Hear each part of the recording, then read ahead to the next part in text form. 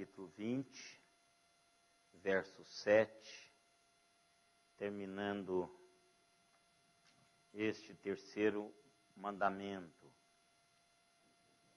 o terceiro princípio que Deus estabeleceu para o seu povo. Vamos ler juntos o verso 7 de Êxodo 20. Não tomarás o nome do Senhor, teu Deus, em vão, porque o Senhor não terá por inocente o que tomar o seu nome em vão. O bom da palavra de Deus, irmãos, é que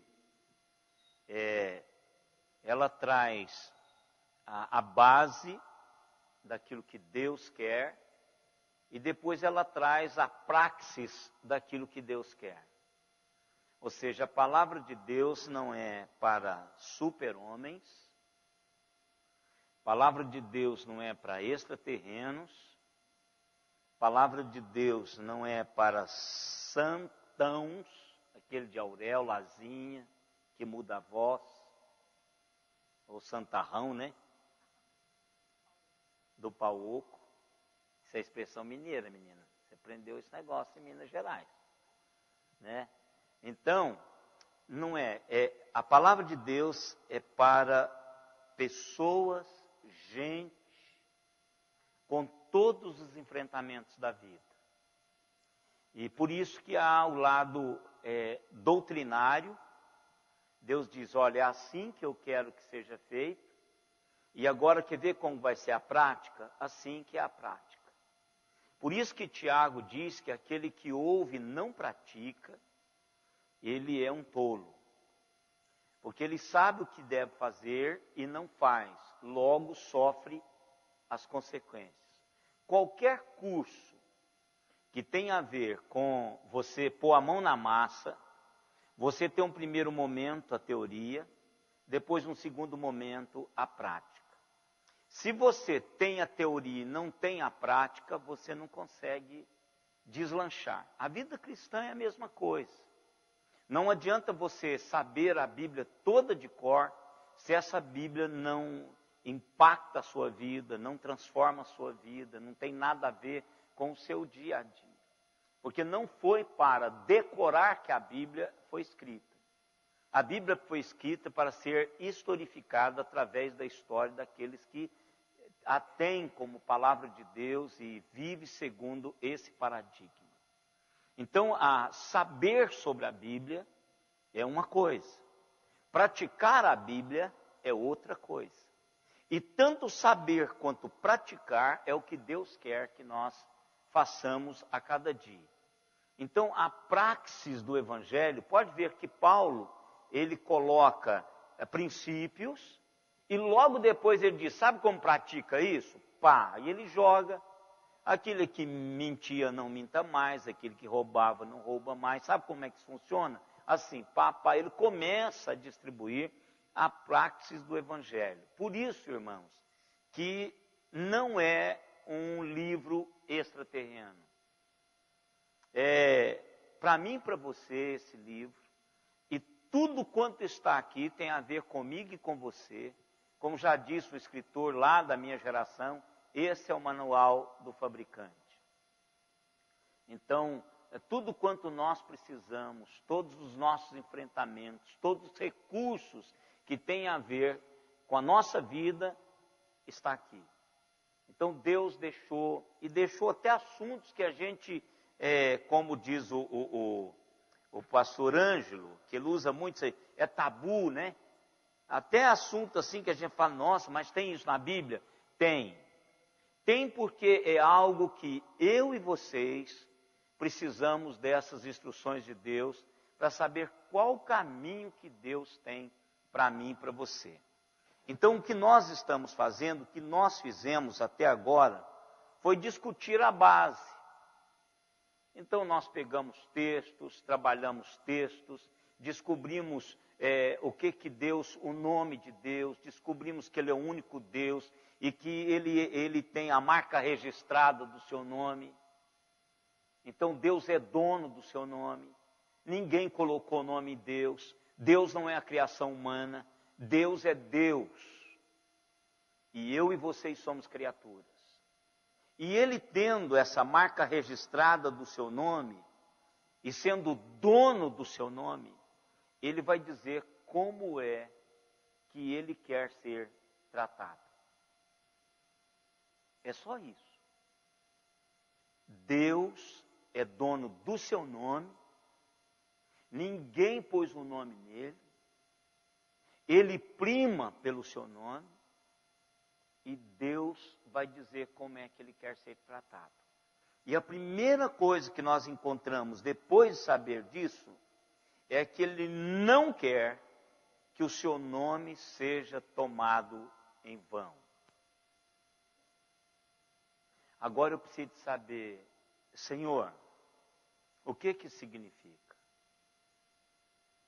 Porque não sei se vocês se lembram, eu contei aqui uma história que eu achei tão interessante, que veio, foi quem que, do pastor Jaime Kemp. Houve uma época que o pastor Jaime Kemp, ele ia em quase todas as igrejas. A CEPAL era uma organização muito sólida, ainda é, mas na minha geração, a CEPAL, ela trabalhou muito essa questão de família, essa questão pastoral, e inclusive com Ari Veloso, Jaime Kemp, era uma equipe assim, bem joia, que abençoou muito o Brasil. E num desses livros do Jaime Kemp, falando sobre criação de filhos, ele estava dizendo sobre comunicação. E aí ele contou a história de um menininho, que o pai dele deu uma bicicleta para ele, e diz assim, olha, você não pode passar da esquina. Se você passar da esquina, você vai apanhar. Tudo bem? Tudo bem. Então, quando o pai chega atrás, o menino está lá no outro quarteirão. Chega em casa, você passou da esquina, você não deveria ter passado da esquina, não foi isso que nós combinamos? Não passa da esquina, porque toda vez que você vai passar, você vai levar essas palmadas. E vai chegar um momento que eu vou tirar a bicicleta de você. No outro dia, onde o moleque estava? Lá longe. Palmadinha no bumbum de novo. Aí quando foi na terceira vez, o menino perguntou assim, papai, antes que você me bata, me diga, o que é esquina? O que é esquina? Então veja, é isso que Deus não faz. Então Deus, a palavra de Deus diz assim, que Ele não leva em consideração o tempo da nossa ignorância. Não leva. Enquanto eu não sei, Deus exerce graça e misericórdia sobre a minha vida. A partir do momento que eu passo a saber, Deus cobra de mim o fato de eu saber o que deve ser feito. É assim que Deus faz. Então, o que é vão? Nós falamos várias coisas. Então, o que é tomar o nome de Deus em vão? Isso aqui, você pode pegar tanto um dicionário comum nosso, em Aurelo, qualquer um dos nossos dicionários, mas o hebraico, ele traz uma gama de palavras que vai dar-nos o sentido que esta palavra quer dizer. Primeiro, vazio, sem conteúdo. Falso, trivial, desrespeitoso, desonroso, sem valor. Então eu preciso de ter isso em mente. Porque a partir do momento em que eu começo a usar o nome de Deus de uma maneira vazia, sem conteúdo, esvaziando aquilo que Deus representa, de uma maneira falsa. Ou seja, que não é bem aquilo que eu gostaria de dizer, mas eu usei o nome de Deus. Trivial, ou seja, enquanto eu estou jogando fora, conversa fora, o nome de Deus sai numa piadinha aqui e acolá. Então isso é trivialidade. Deus não pode ser incluído nessa conversa de jogar a conversa fora, nessa reunião de jogar a conversa fora. Deus não pode ser desrespeitado. Deus é Deus, Criador dos céus e da terra, majestoso Senhor e absoluto de todo o cosmos. Ele é Deus e eu sou criatura. Eu tenho que entender isso. Desonroso. Eu preciso de estar na presença de Deus, dando a Ele, tributando a Ele, toda a honra que lhe é devida. E imagine vocês, que honra que eu preciso fazer isso. E outra coisa, eu preciso de valorizá-lo, do tamanho do valor que ele tem. Nunca menos do que ele é. Nunca menos do que ele é. Então, quando eu faço o contrário disso, eu estou tomando o nome de Deus em vão. Eu trouxe quatro maneiras práticas que às vezes nós fazemos isso. E fazemos, irmãos, por uma questão até de cultura, uma questão até de não trabalharmos a nossa maneira de compreendermos o que Deus quer, ou talvez essa maneira relaxada que o brasileiro tem de tratar a sua religiosidade. Porque nós somos relaxados. O brasileiro, ele é relaxado com a sua religiosidade. Tem pesquisas, eu não vou citar os nomes das igrejas, mas tem pesquisas sérias dizendo que tanto por cento de membros de uma determinada religião pertence a outra religião. Determinada quantidade de pessoas que professam uma realidade procuram outra realidade. Eu já disse isso aqui para vocês. Muitos de nós professamos uma realidade de Deus, mas na prática nós somos ateus. Ateus, céticos, supersticiosos. Eu já contei aqui que uma das minhas grandes surpresas no início do meu ministério foi que toda criança soluça, principalmente quando ela faz pipi, porque muda a temperatura. Então ela começa a soluçar. Para minha surpresa, após a escola dominical, num dia frio em Uberaba, sabe o que eu encontrei? Uma linhazinha mastigada na testa da Letícia. Sabe o que é isso, irmãos? Superstição. Não, eu nem lembro a cor. Eu só lembro que era um negócio da igreja, da segunda igreja presbiteriana de Uberaba. Eu não sei a cor, eu nem sabia que tinha cor. Mas então veja o contexto em que nós estamos. Quer dizer, nós professamos uma realidade, mas na prática nós somos um punhado. Olha, eu estou lá na presbiteriana, mas eu acredito que todos os caminhos levam ao céu.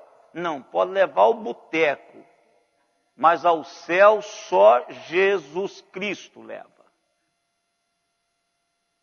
Ninguém mais leva-nos a Deus a não ser Jesus. Isso não é um pastor presbiteriano que está falando. Porque qualquer pessoa que puxar para si a responsabilidade de que isso é dele, está mentindo. Porque foi Jesus que disse, eu sou o caminho e não há outro. Aí o Espírito Santo diz em Atos, não há outro nome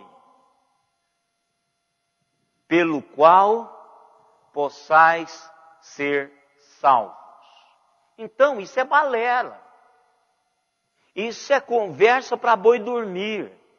Isso é coisa de tapeação, aproveitando que essa crendice brasileira, irresponsável, descomprometida, preguiçosa, indulgente, e aí crê nessas besteiras. Por isso que aqui é um campo, o Brasil é um campo fértil para esses picaretas. Por quê? Porque muitas vezes nós não praticamos aquilo que conhecemos ou não conhecemos o tanto que nós deveríamos conhecer. Então a prática, irmãos, na prática, é quando Jesus escreve no capítulo 5 de Mateus. Eu já disse para os irmãos que Jesus foi a representação, como nos diz Paulo em Efésios, a expressão exata de Deus o Pai. Então, nós tivemos, irmãos, e temos o privilégio de termos vivido pós-canônico, porque nós temos o cânon completo nas mãos, e nós temos toda essa revelação especial de Deus, e o privilégio de vivermos numa época, irmãos, em que o conhecimento dessas realidades espirituais são despejadas nas nossas cabeças diariamente, com princípios científicos de interpretação bíblica. Só come esse veneno que essas pessoas estão jogando aí quem quer, irmãos. Porque a palavra de hoje, a palavra de Deus hoje, ela é estudada. Tem pessoas sérias, mundialmente conhecidos, que interpretam a palavra e colocam à disposição. Imagine vocês, nós temos todos os sermões pregados por Simeon à disposição de quem quer acessá-los. Todos os sermões de Simeon, que foi considerado o príncipe dos pregadores. Nós temos todas as obras de Martin Lloyd-Jones à disposição, que foi um dos maiores expositores da palavra de Deus, para quem quer acessá-lo. Nós temos Francis Schaeffer, que foi uma das cabeças mais pensantes do século passado, à disposição de todo mundo. Nós temos John Stott, um gênio da exposição bíblica, da contextualização bíblica, à disposição de todo mundo. Nós temos John Piper, pregando para tudo quanto é lugar nesse mundo, uma palavra forte, profética, com conhecimento profundo do que está dizendo, não são do Espírito Santo, à disposição de todo mundo. Inclusive ele já esteve no Brasil. Nós temos aquele outro que é tão ousado, que prega o Marshall John Paul Wash. Camarada ousado, ele diz o que tem que dizer e não deixa ninguém pensar o contrário daquilo que ele disse, porque ele diz com tanta convicção, com tanto embasamento bíblico, que você fica tontinho ao ouvi-lo. Você diz, que crente ruim sou eu, quando você acaba de ouvi-lo. Então, irmãos, eu e vocês, somos a geração indesculpável diante de Deus. Eu estava vindo ali, conversando com a Simone, que para mim um dos dons primeiros, preciosos que Deus deu a nós, seres humanos, foi a capacidade da compreensão. Gente, como isso é precioso. E aí vem a salvação. Deus nos dá a capacidade de conceber aquilo que Ele está nos oferecendo. Gente, como isso não é, irmãos, privilégio de universitários. Não é. Eu conheço pessoas que não têm quase nada de intelectualidade adquirida em termos de faculdade e são profundamente sábios, crentes, pessoas que têm um discernimento fantástico de Deus. Então eu e vocês, irmãos, temos à nossa disposição, como nenhuma outra geração antes de nós teve. Nem uma outra geração antes de nós teve. Nós temos aí, está onde quiser conectar. E não é só a nossa igreja. Há centenas de igrejas que estão fazendo a mesma coisa. Não tem mais desculpa de não se ouvir o Evangelho. Em qualquer lugar que quiserem ligar à internet, que tiver acesso à internet, vai ouvir em tempo real a palavra de Deus. E você pode escolher quem você quer ouvir. Se você vai ouvir um picareta, ou se você vai ouvir alguém que expõe a palavra de Deus com seriedade, aquilo que Deus quer, aquilo que Deus pretende, através daquilo que Ele está nos ensinando. Então há algumas coisas, irmãos, que é por causa disso, pela nossa cultura, que nós fazemos isso. E Jesus encarnou isso e se preocupou com isso. Como eu disse quarta-feira passada, quando os discípulos estavam interessados em uma comunhão mais íntima com Deus, um abrir contínuo do coração, Jesus diz assim, olha, a primeira coisa que você tem que fazer é aproximar de Deus, o meu Pai, que também é o seu Pai e é o nosso Pai. Então você diz, Pai nosso, o quê? Santificado seja o teu nome. Dê a Ele a honra. Irmãos, tem hora que eu vejo as pessoas orarem, que eu fico pensando assim, Ele vai fulminá-lo, quer ver? Ele vai virar torradinho. E aí eu fico pensando naqueles filmes científicos, já viu quando o cara é torrado? Aí parece só a caveira do cara. Eu fico pensando, irmãos, a pessoa aproxima de tal maneira que nós não faríamos isto com a presidenta Dilma. Não faríamos isso com o prefeito Marcelo.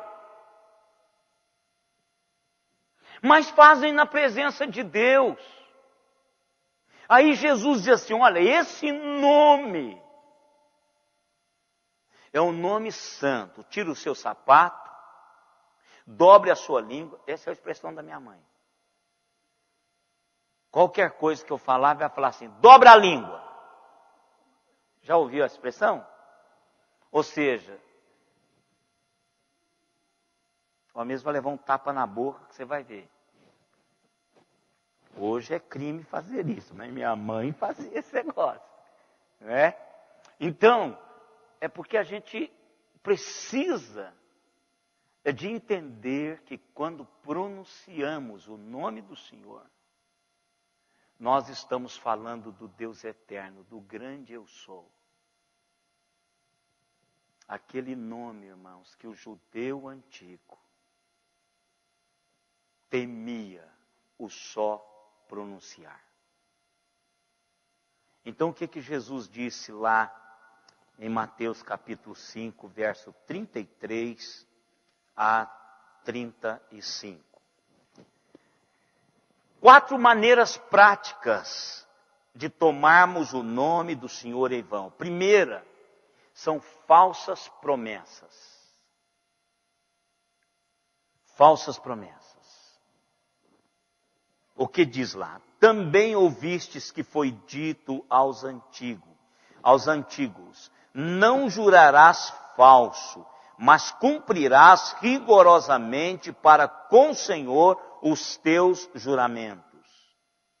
Eu, porém, vos digo, de modo algum jurareis, nem pelo céu, por ser o trono de Deus, nem pela terra, por ser estrado de seus pés, nem por Jerusalém, por ser a cidade do grande rei, nem jureis pela tua cabeça, porque não podes tornar um cabelo branco ou preto. Seja, porém, a tua palavra sim, sim, não, não. O que disto passar vem do diabo. O que é que Deus está dizendo? O que é que Jesus está dizendo? Vocês conhecem. Juro por Deus. Juro por Deus. Ah, você fez isso, menino. Juro por Deus que não fui eu. Ou seja, você promete diante de Deus ser fiel à mulher pela qual você está com ela na mão, para cuidar dela, zelar, honrar, etc, etc, prometo. Você promete diante de Deus, diante das testemunhas que vocês estão aqui, diante dos pais que você promete honrá-lo, cuidar dele, zelar dele, toda a sua vida, prometo. E o divórcio? Depois. Ou seja, jurou no nome do Senhor e vituperou o nome do Senhor a não cumprir o seu juramento, que você pegou o nome de Deus para ser aval daquilo que você iria fazer. O início do versículo é a chave de tudo. O que ele diz lá? Olha, não jurarás falso, mas cumprirás rigorosamente para com o Senhor os teus juramentos. Aqui está dizendo o seguinte: o dia que você puser o nome de Deus no seu compromisso e não colocar esse nome com todo o peso desse nome, só para fazer uma meia boca com os pais da menina ou com os pais do rapaz, então você está tomando o nome de Deus em vão. Você esvaziou o nome de Deus. Por isso que Jesus assim, não andeis por aí jurando em nome de Deus. Diga que vai fazer. Se você for fazer, diga que vai fazer. Se não for fazer, diga que não vai fazer. Ou na hora do casamento diz assim: pastor, para aí. Não põe Deus no meio não. Eu vou tentar amá-la, vou tentar cuidar dela. Se ela me fizer bem, tudo bem. Ou é o contrário, para fazer a mesma coisa. Mas que eu já estou casando com a possibilidade de separar dela.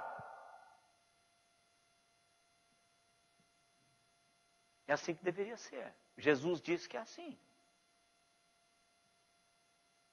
Então, fala isso antes, porque aí o pastor não te casa. É muito melhor. Muito melhor. Ajunta. Legalmente, tem aí um negócio aí na justiça, você pode ir lá e herdar, pode fazer um punhado de coisa. Tem lá, como é que chama o negócio? Um contrato de casamento. Agora, quando você vem à presença de Deus, evoca a Deus para fazer parte dessa aliança, é uma promessa. Você está fazendo uma promessa e você não cumpre a promessa falsa. E aí veja como é interessante família. Aí o irmão de Jesus vai lá escrever o seu livro que mostrar sobre a praxis da vida cristã. Ele diz assim: deixa o seu sim, sim, e deixa o seu não, não, e se quiser que seja assim, faça, e se não quiser que seja assim, não faça. Que o seu sim seja assim, sim, e o seu não, não. Tiago 5,12. Não precisa, sua palavra como crente. Não tome, não precisa de você envolver o Senhor, porque o dia que você envolver, você vai precisar cumprir. Porque Deus vai tomar você como que tomou o nome dele, esvaziou-se. Não é? Profecias falsas. Gente do céu. Como que isso acontece?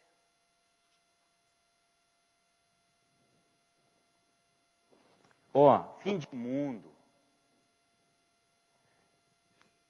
Nesses 56 anos, aliás, nesses 35 anos de lida teológica do seminário até aqui, o que eu já li de livro, que já lançaram, de que Jesus está voltando, e o cara bate os pés, dizendo que Deus falou para ele. Nós tivemos um em Caruaru, né?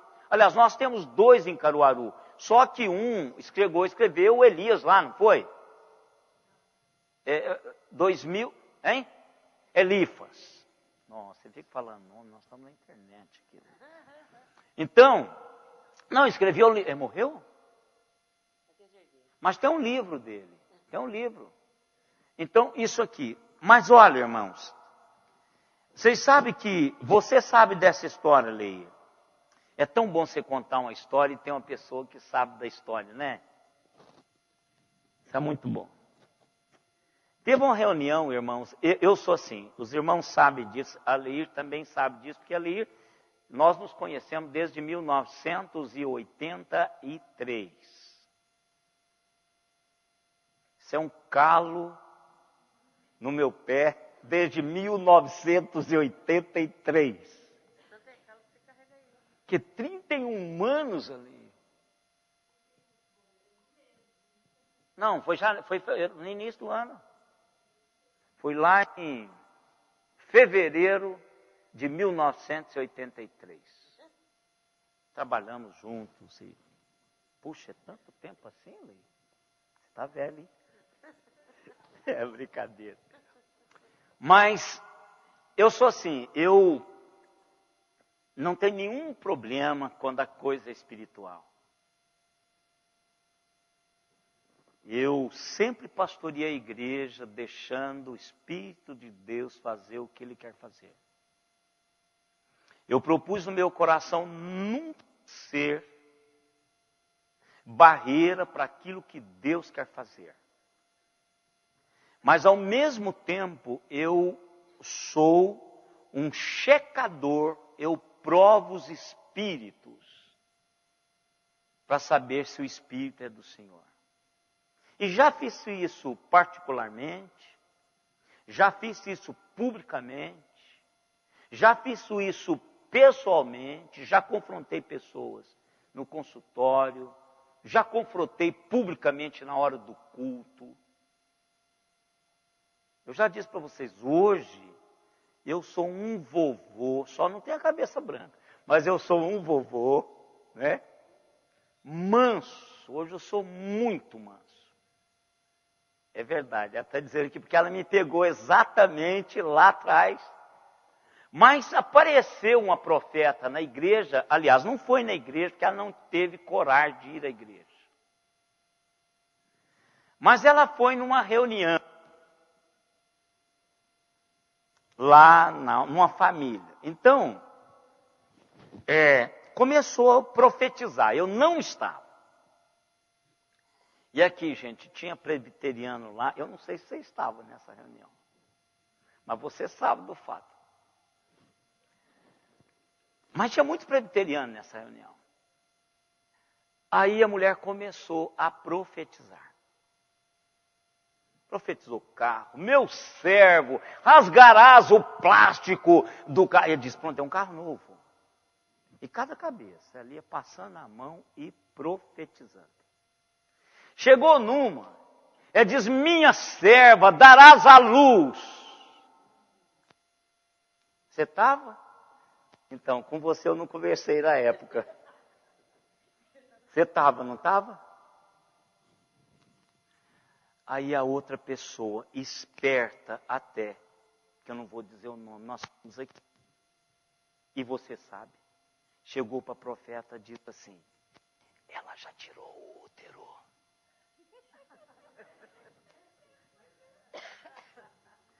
Incrédula! Se Deus quiser fazer. Eu nem lembro mais da palavra, mas olha. E ela continuou a profecia, não continuou mesmo com ela sem útero, sem trompas e sem nada.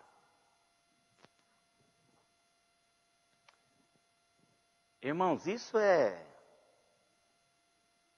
Todos os dias isso acontece. Profecias falsas, isso é tomar o nome de Deus em vão.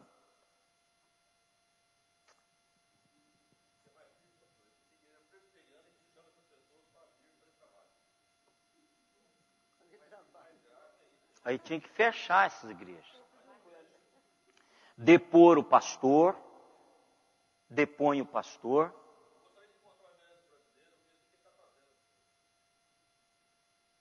Nem sei, meu irmão, que se vai fazer alguma coisa. Isso é igreja. A igreja não pode aceitar. Isso é igreja teologicamente madura. Tem que ser como os bereanos. Vamos pegar a Bíblia, pastor. Pastor, o senhor falou um negócio. A coisa que eu mais tenho prazer é quando alguém fala assim, pastor, o senhor falou um negócio. O Renato tem muito isso. Pastor, o senhor falou, mas me dê uma explicação aqui. Aí nós dois conversamos, eu digo para ele, tal. Então tudo bem. Eu gosto disso. Checar o que eu estou dizendo. Eu não sou dono, eu posso, igual o Joaquim levantou. Quando o Joaquim levantou, eu disse, Joaquim, eu não estudei, vamos estudar esse texto juntos. Não tem demérito nenhum, irmãos. Nenhum. Eu não detenho o conhecimento da palavra completo e pleno. Não detenho. Não detenho.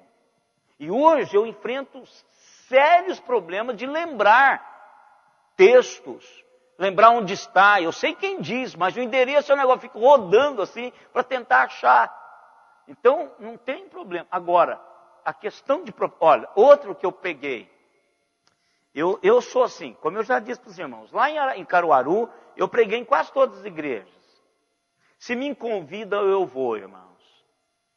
Eu encaro qualquer denominação como um chão do projeto do reino de Deus. Qualquer uma que pregue a palavra, que ame o Senhor, se me convida para pregar, eu vou pregar.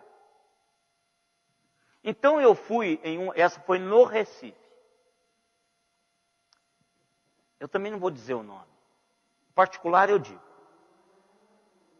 Não tem nenhum problema em dizer para você qual foi a denominação. Mas eu fui convidado para um aniversário lá no Caiara, no bairro do Caiara, no Grande Recife. Aliás, no Recife, pertence ao Recife. E aí o culto começou, um monte de gente falou, e ele mandou eu falar, dar uma palavra, tal. Eu falei, e lá para as 10, apareceu uma com uma profecia. Quando ela levantou com a profecia, porém o Senhor diz, sempre assim, sempre usando o nome. É aí que está o tomar o nome de Deus em vão. Quando diz, o Senhor disse, minha serva. Irmãos, põe a barba de molho, porque você vai pagar muito caro a partir do que você vai dizer depois disso. Se for verdade, é pela verdade acontecer. Se for mentira, é pela mentira que você está dizendo. Porque Deus está me dizendo que os servos, os varões do Senhor deverão, após essa reunião, estar lá atrás. Eu falei, Deus amado, o que vai acontecer? E presbiteriano, eu sou, irmãos, eu posso parecer qualquer outra coisa, mas eu sou teologicamente, doutrinariamente, eu sou presbiteriano. Posso parecer qualquer outra coisa, mas eu sou presbiteriano. Não venha com mais. Toda a vida fui assim. Você sabe disso. Fui para lá. Terminou a povão foi embora, fui para lá. E aí, aquela senhora toma a palavra e diz, ó, pessoal, não é por nada não, viu? É porque o bolo não dava para todo mundo. Ah, irmãos, eu fui embora. Eu fui embora, irmãos. Nunca mais voltei nessa igreja. E se eu soubesse que o pastor estava numa determinada reunião, eu não ia. Eu não ia. Primeiro porque ele permitiu. Acontece um negócio desse aqui para vocês verem o que eu faço. Ó, em Uberaba, em Uberlândia, na terceira igreja presbiteriana de Uberlândia, no bairro Brasil, num culto com a igreja lotada, levanta-se uma japonesinha e começa a falar em línguas assim. Eu parei o culto,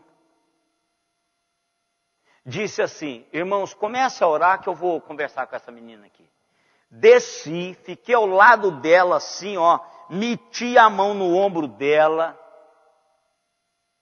e falei, diabo, cala a boca.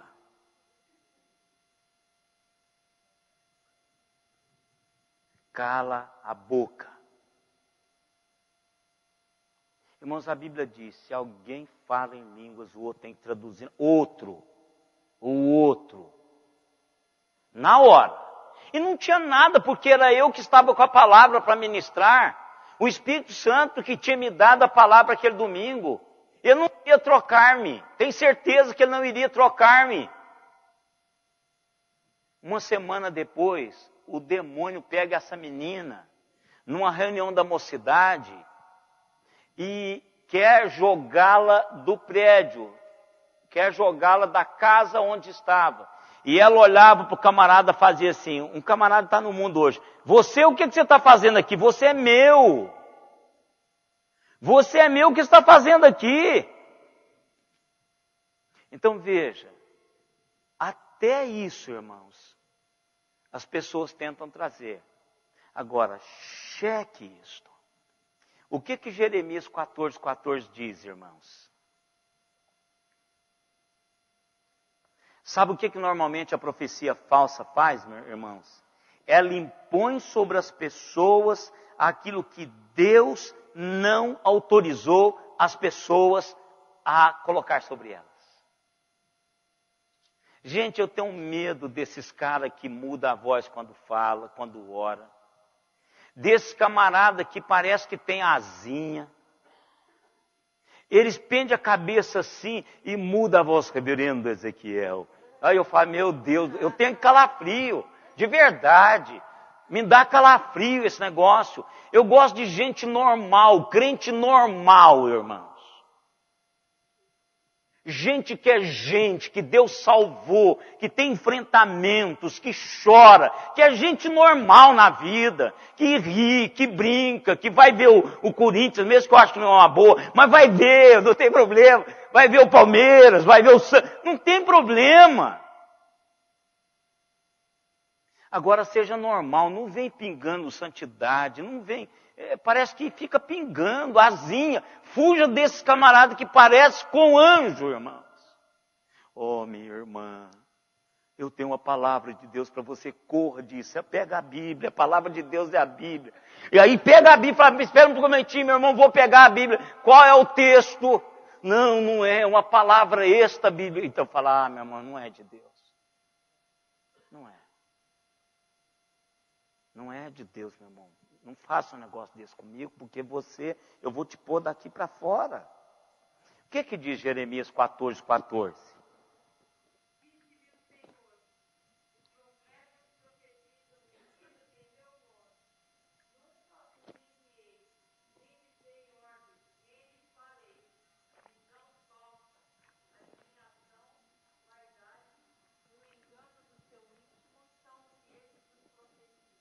Guarda essas últimas palavras do versículo. Leia de novo, uma por uma, devagarinho, as últimas. Primeiro são o quê? Eu não os falei, não os autorizei, não os enviei. O que é isso? Visão falsa. Irmãos, como tem esse negócio? Vocês não imaginam a manipulação que é. Se você já parou para participar de um show desse, dá vontade de matar o cara, de verdade. Eu já disse isso aqui, você já me ouviu. Isso era uma das coisas, viu, Joaquim, que o poder público deveria interferir. Isso é má fé. Charlatão. Eu já disse também para você, o Jim Jones foi um dos maiores escândalos da igreja. Ele apodrecia o fígado de galinha e pegava pessoas no palco para a pessoa falar que está com a dor horrível, e ele levava o lenço com aquele fígado podre, e a pessoa fazia que vomitava ali, e aí ele começava a passar para as pessoas cheirarem aquela coisa fedida para maquiar o milagre. Irmãos, quem escreveu esse livro chama-se Culto ao Suicídio. Não é evangélico, são 4 jornalistas. E vocês vão ver lá nomes de autoridades norte-americanas participando disso. Sabe o que ele fazia? Ele provocava adultério dentro da igreja para ficar com as pessoas nas mãos. Por isso que ele matou a igreja dele toda com uma Santa Sé envenenada na Guiana. Toda a igreja, ele matou a igreja toda e se suicidou. Com uma ceia envenenada. Olha, coisas falsas. Irmãos, fuja disso em nome de Jesus. Se vocês, eu vou dizer como Paulo, ainda que seja um anjo, considere anátema. Se eu fizer um negócio desse, se Alexandre fizer um negócio desse, pode considerar-me anátema, me internar, pode me pôr numa camisa de força e me internar porque eu fiquei maluco. Fuja. Não deixe as pessoas manipular a sua espiritualidade. A Bíblia está aí para isso. Não deixe, por mais necessitado que você esteja, por mais desesperado que você esteja, por mais que você esteja sonhando com um milagre, não deixe as pessoas manipular você. Qual é a próxima palavra? Olha aqui que palavra. Adivinhação. Jogando verde é aquilo. Ela se deu mal com a nossa irmã. E o problema é que era a irmã que todo mundo sabia da cirurgia dela porque ela teve câncer.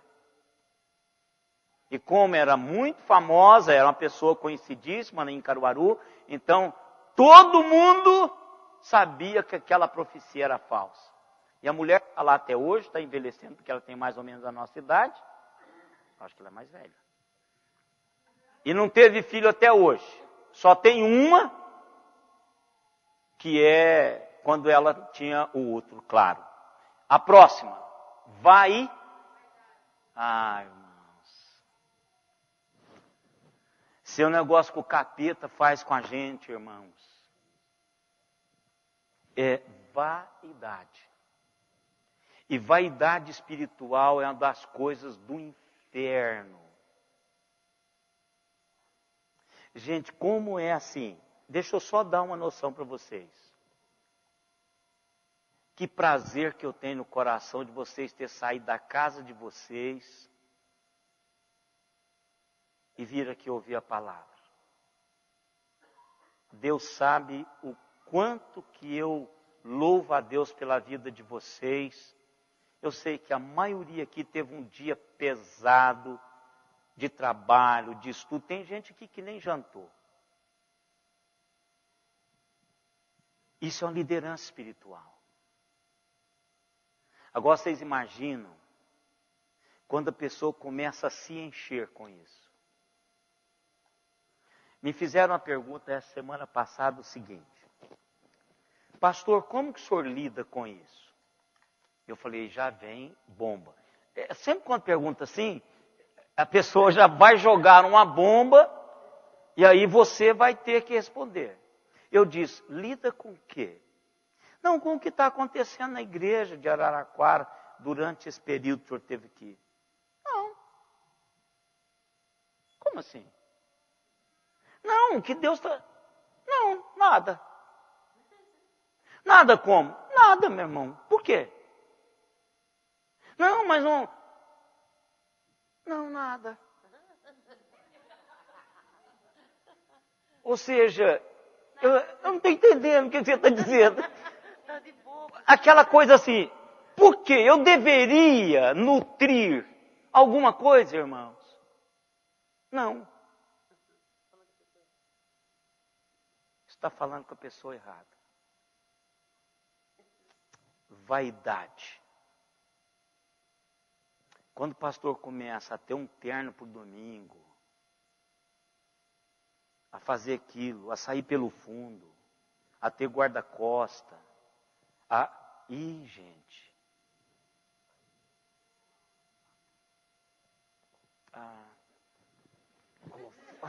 Ei, vocês podem cair fora. Esse negócio, isso é perigoso. Vaidade espiritual. Aquele é um homem de Deus. Deixa eu tocar nele. Eu morro, meu irmão. Eu tenho vontade de... Eu vou tocar aqui para ver se passa um som. Isso não passa. E pode parar com esse negócio. Eu sou uma porcaria. Deus me usa pela sua misericórdia. Sai daqui, Satanás. Não é isso que Jesus falou com Pedro? Arreda-te, Satanás. Deus não estava expulsando Pedro. Era o espírito da coisa que estava por trás de Pedro. É acariciar o ego de Jesus, coisa que ele não tinha. Jesus sabia que era certo. Então não tem isso, irmãos, e muitas vezes o nome de Deus é tomado em vão, porque as pessoas se acham. E longe de mim, longe de vocês, nos acharmos, espiritualmente falando. Porque o dia que nós nos acharmos, sabe quem que vai nos achar? O capeta. E aí depois ninguém mais vai ouvir de nós, ninguém vai mais nos achar. Que nós seremos banidos. Lembra de uma expressão do Antigo Testamento que eu arrepio a alma? E dele não se teve saudade, lembrança, recordação. Morreu sem deixar de si saudades. Gente, viver uma vida como boca de Deus e morrer sem deixar de si saudade é tremendo. Hoje eu levei o reverendo Alexandre e o irmão Manel ao túmulo do reverendo Herculano Gouveia. E eu não me lembro das palavras dele, foi ele que escreveu isso, está lá no túmulo dele escrito. Mas o que está escrito lá é mais ou menos assim, que ele não é nada além daquilo que Deus fez na sua vida. E ele poderia ter completado assim, do pó eu vim e para o pó eu voltei. Está lá desde 1931, enterrado aqui no cemitério São Bento. Aquele que passou aqui, fez parte da história dessa igreja. Então, irmãos, é assim que somos. A vaidade, esse negócio de jogar verde, ainda continua, né? Tem outras coisas aí. Mas nós vamos parar porque já passou do horário. Engano do seu íntimo. É aquele camarada que acha, ele acha que é o... Engana-se a si mesmo. Ele fala, rapaz, eu sou. Isso é autossugestão. É igual o cara que acha que é o Batman, pula lá de cima, o Superman. e vai querer parar a carreta. É a mesma coisa, né? Vamos colocar em pé, irmãos, vamos. Tem mais 2, mas eu vou parar. Quarta que vem nós já vamos falar sobre o 4º mandamento. Vocês já entenderam? Vocês já entenderam o recado de Deus? Pai querido, ajuda-nos, Senhor, a honrá-lo cada momento que nós nos referimos ao Senhor. Possamos, ó Deus, entender que o Senhor é o Deus excelso, Criador dos céus e da terra, que domina todas as coisas, plena e absolutamente. E nós somos os teus servos. O privilégio nosso, ó Deus, é de termos uma íntima comunhão com o Senhor, o Deus eterno de todas as coisas. O Deus transcendente, que transcende tudo, Senhor. Mas o Deus imanente que está aqui agora, ouvindo-nos, sentindo o que estamos sentindo, socorrendo-nos. Deus amado, muito obrigado por isso. Obrigado, ó Pai, pela compreensão que nós temos dessas realidades. Ajuda-nos a servir o Senhor com inteireza de coração. Numa geração que precisa de pessoas realmente transformadas, realmente, ó Deus, convictas da presença do Senhor nas suas vidas. Ajude-nos, ó Deus, a formatarmos a realidade da nossa geração. Dê-nos, ó Deus, condições espirituais para ajudarmos o nosso tempo. E agora, irmãos, que a graça do Senhor Jesus Cristo, o amor de Deus, o nosso eterno Pai, a comunhão, as consolações e o poder do Espírito Santo estejam em nós e sobre nós até aquele dia, quando com Ele nós nos encontraremos. Amém, Senhor.